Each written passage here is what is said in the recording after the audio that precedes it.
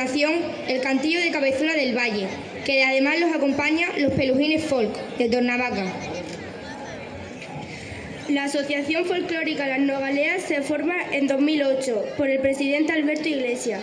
Su objetivo es recuperar el folclore de Extremadura y de su región y difundirlo para que sus raíces no se pierdan. Así es como en 2017 se crea la Escuela Infantil de Las Nogaleas, dirigida por Cristel y compuesta por 4 grupos de niños con edades comprendidas entre 5 y 15 años con más de 20 alumnos.